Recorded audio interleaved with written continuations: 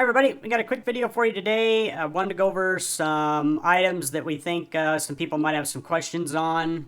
Cars have all shipped, as you've seen on our social media pages. So these are a couple questions that we think some people might have, so we wanted to try to answer them for you here. So the first one is going to be concerning the rear axle spacing. We're going to use our 1RC house car here. When you get the car, you're going to notice that the rear end has quite a bit of side-to-side play in it. We did this for a reason. Number one, on the midgets, we've noticed that after people take the wheels on and off a number of times, they tighten them back down, and especially when you use the flange bearings like what come in the sprint car. When you tighten the wheels down over and over and over, it kind of takes up that spacing, and it drives the wheel hex into the bearing and kind of binds the rear end up. So when we did this new rear axle setup for the sprint car, we put a little bit of side-to-side play in here, and there's going to be a little bit, more than what's needed right off the bat. But as you run the car, take the tires and wheels on and off, this will tighten up. And when you do tighten the wheel nuts, you can tighten these down a little bit more than what they come in the car, and you'll notice that it takes some of that play out of there. And there again, you don't have to over-tighten these wheel nuts; they won't come loose. But just watch that. We'll show you in on a rear end here too. One of the changes that we made, we made this axle longer so that, you've got a little bit more thread on here for the wheel nut to go on. And like I said, you'll notice that spacing. And then on the sprint car, try to get a good shot of this here, see if we can get it to clear up there.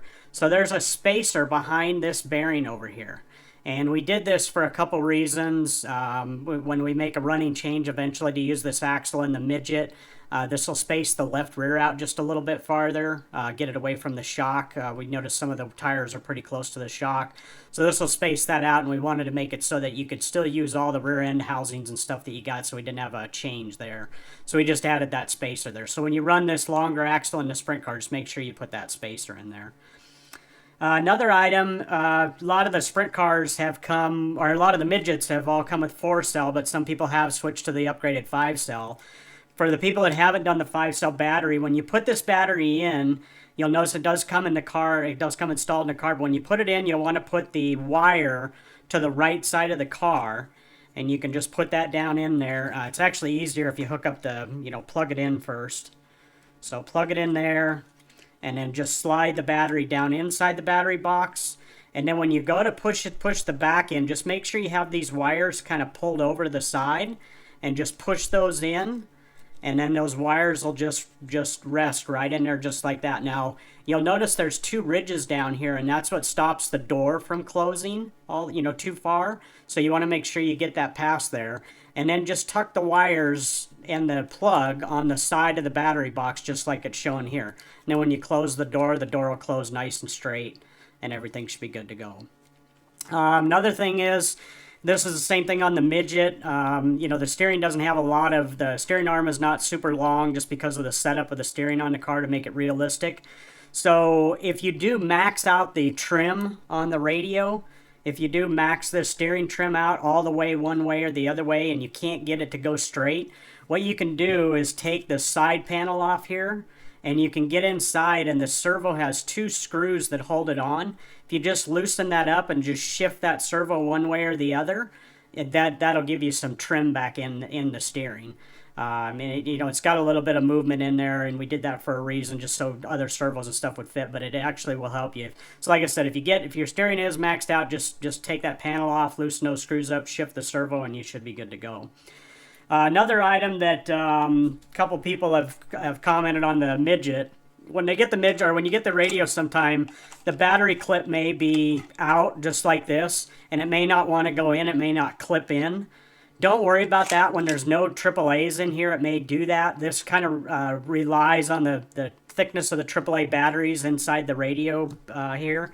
So when you take a tray and you put your AAA batteries in there, when you push it in, it'll clip in no problem.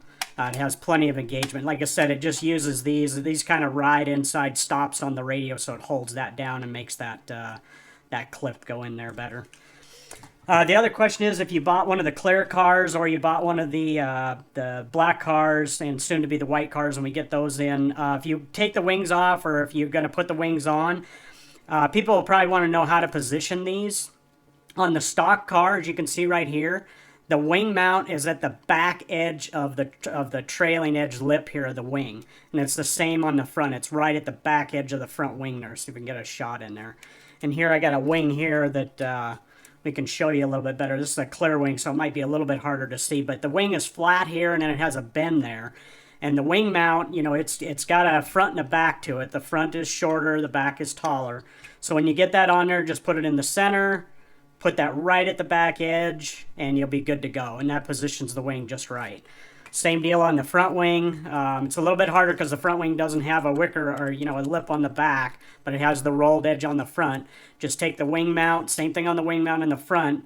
The front is the longer portion, other than, you know, unlike the top one, and then the back is the shorter spot.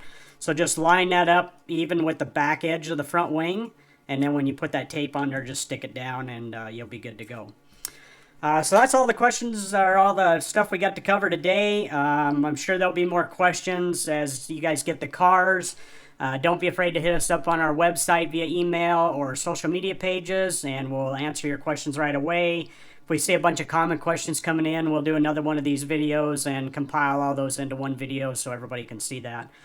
Make sure you keep watching our website, social media pages. We've got some new parts coming out for the car. Got some pretty cool new things right away coming out for it. We think you guys will be very excited about. Again, let us know if you have any questions. Hope you enjoy the car, and thanks for watching.